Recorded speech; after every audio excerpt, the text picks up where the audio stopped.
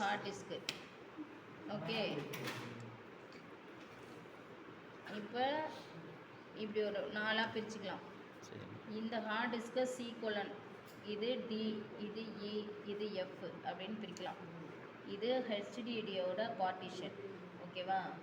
இப்போ இந்த C கோலனில் தான் நம்ம என்ன ஆகும்னா விண்டோஸ் ஓஎஸ்ங்கிறது இன்ஸ்டால் ஆகும். விண்டோஸ் 7, ஓகே, 8, ஓகே, 10, 11 இது எல்லாமே என்ன ஆகும், விண்டோஸு இதில் தான் இன்ஸ்டால் ஆகும்.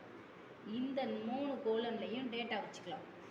டேட்டா போயிருக்கும், யூசருடைய டேட்டா. அவங்க டேட்டான்னு என்ன சொல்கிறேன், கஸ்டமருடைய ஃபைல்ஸ், அதான் டேட்டா.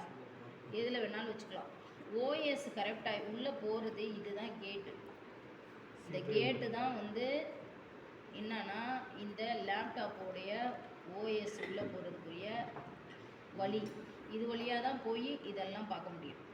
இது கரெக்டாக ஆகிடுச்சு அப்படின்னா இதில் இருக்க டேட்டா அப்படியே தான் இருக்கும்.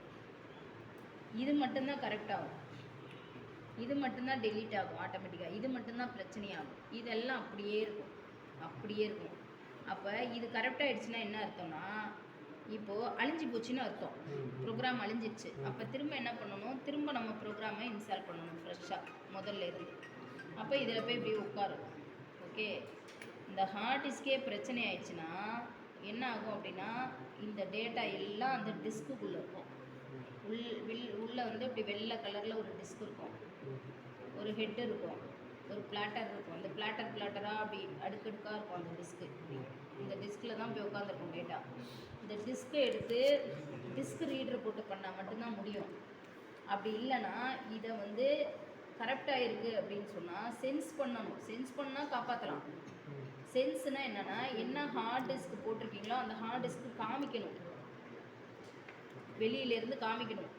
இப்போ ப்ராசஸர் காமிக்கும், ரேமு 2GB காமிக்குது, ப்ராசஸர் காமிக்கிறது. அந்த மாதிரி ஹார்ட் டிஸ்க்கு என்ன இது கான்ஃபிகில் போட்டிருக்கீங்களோ அதை சென்ஸ் பண்ணி காமிச்சா மட்டும்தான் இந்த டேட்டாவை எடுக்க முடியும். டோட்டலாக ஹார்ட் டிஸ்க்கு டெட்டில் காமிச்சிச்சு அப்படின்னா டிஸ்கை தான் காப்பி பண்ண முடியும். இது வந்து not easy, very complicated. Sense ஆயிடுச்சு அப்படின்னு சொன்னால் நம்ம C கோலனில் புதுசாக ஓஎஸை போட்டு மற்றது எல்லாத்தையும் பார்த்து எடுத்துக்கலாம். புரியுதானு சொல்கிறது? புரியுதா புரியலையா? டேட்டாலாம் வந்து இங்கே ஸ்டோர் பண்ணி வச்சுட்டு நம்ம சீல தான் வந்து விண்டோஸே உட்காரும். சீல தான். அதாவது எப்படின்னா இப்போ இந்த 1 ஏக்கர் நிலம், இது ஒரு ஏக்கர் நிலம்னு வச்சுக்கோங்க. இந்த 1 ஏக்கருக்கு தேவையான நெல் பயிரிடணும்னா இங்கே ஒரு 100 சென்ட், ஒரு 200 சென்ட், ஒரு 300 சென்ட்டில் வந்து நெல்லை பயிரிடுறதுக்கு நாத்தாங்கல்னு போடுவாங்க. அந்த நாத்தாங்கலை எடுத்து தான் மற்ற இடத்துல எல்லாம் பயிரிடுவாங்க. அது மாதிரி தான் இது. இந்த டிஸ்க்கை நம்ம ரன் பண்ணணும்னா இந்த இடம் மட்டும் ஃபஸ்ட்டு ஸ்பேஸ், இந்த இடத்து மூலமாக ஓஎஸை போட்டால் மட்டும்தான் மற்ற எல்லா ஸ்பேஸையும் பண்ண முடியும். புரியுதானு சொல்கிறது? ஸோ இதுதான் வந்து கேட் ஆஃப் த நம்ம லேப்டாப் ஆர் கம்ப்யூட்டர். இதுதான் கேட்டு. இது வழியாக தான் போக முடியும், சாஃப்ட்வேர் வழியாக தான் உள்ளே போக முடியும், வேலை செய்ய முடியும். ஸோ மற்றதில் டேட்டா பண்ணலாம். C கோலனில் டேட்டாவை வைக்கக்கூடாது, ஏன்னா ஓஎஸ் திடீர்னு கரெக்டாகிடும். ஓஎஸ்ங்கிறது வந்து ஒரு சிஸ்டத்தோட ஃபைலு, சிஸ்டத்தை ஆப்ரேட்டிங் ஃபைல், ஆப்ரேட் பண்ணக்கூடிய ஒரு ஆப்ரேட்டிங் ஃபைலு. அந்த ஃபைலில் எப்படி கரெக்ட் ஆகும் அப்படின்னா இது எல்லாமே ப்ரோக்ராமாக இருக்கும். அந்த ப்ரோக்ராம் வந்து கொசமசான இல்லீகல் ப்ரோக்ராமாக மாறி போயிடும். திடீர்னு ஒரு ஃபைல் கரெக்ட் ஆகிடுச்சுன்னா ப்ரோக்ராம் கரெக்ட் ஆகிடும், ஆட்டோமேட்டிக்காக ஃபைலு இதாகிடும். ஒரு சில டைமில் வந்து ப்ராப்பராக ஹார்ட் டிஸ்கை ஷட் டவுன் பண்ணலன்னா இந்த பிரச்சனை வந்துடும். ஷட் டவுன் பண்ணணும், ப்ராப்பர் ஷட் டவுன் பண்ணலன்னா இந்த பிரச்சனை என்னென்னா இந்த டிஸ்கில் ஒரு ஹெட்டு வந்து அப்படியே ரீட் பண்ணிக்கிட்டே இருக்கும், டக் டக் டக் டக் டக் டக்னு ரீட் பண்ணிகிட்டே இருக்கும்.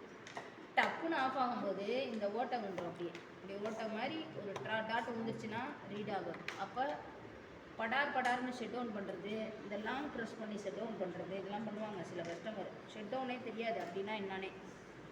இப்போ ப்ராப்பராக ஷட் டவுன் பண்ணும்போது இந்த பிளாட்டர் மூலமாக அந்த ஹெட்டு என்ன பண்ணும், அந்த முள் மாதிரி இருக்கும், அந்த ஹெட்டு போய் என்ன பண்ணும் அதோடைய ஆப்சென்ட் பிளேஸில் போய் அழகாக போய் உட்காரும். ஷட் டவுன் பண்ணால் மட்டும்தான் அந்த முள் போய் அழகாக உட்காரும். ஷட் டவுன் பண்ணலன்னா ஆட்டோமேட்டிக்காக ஆஃப் பண்ணோம்னா அந்த முள், அந்த பிளாட்டர், அந்த ஹெட்டானது டக்குன்னு ப்ரோக்கன் பண்ணிடும், உடஞ்சிடும், கண்ணுக்கு தெரியவே தெரியாது.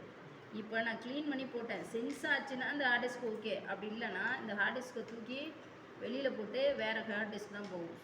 பாருங்க, சென்ஸ் ஆகவே இல்லை பாருங்க. இதே சென்ஸ் ஆச்சுன்னா இது எவ்வளோ ஜிபிங்கிறத காமிக்கும். இங்கே டோட்டல் சைஸுன்னு ஒன்று இருக்கு இல்லையா இங்கே இந்த சைஸ்லேயும் ஃப்ரீ சைஸ்லேயும் காமிக்கும். அதனால் என்னாச்சுன்னா இது சென்ஸ் ஆகவே இல்லை. அப்போ இந்த ஹார்ட் டிஸ்க்கை தலையை சுற்றி தூக்கி போட வேண்டியதான். வேறு ஹார்ட் டிஸ்க்கை ரெடி பண்ணணுன்னா இப்போ அந்த நான் வெளியில் காமிச்சல போர்டு, அந்த போர்டை கழட்டி அந்த போர்டு சென்ஸ் ஆகலைனாலும் இந்த பிரச்சனை வரும். உள்ளே வந்து ஹெட்டு போயிடுச்சுனாலும் இந்த பிரச்சனை வரும். அப்போ என்ன பண்ணலாம், இந்த ஹார்ட் டிஸ்க்கை நம்ம எடுத்துகிட்டு வேறு ஒரு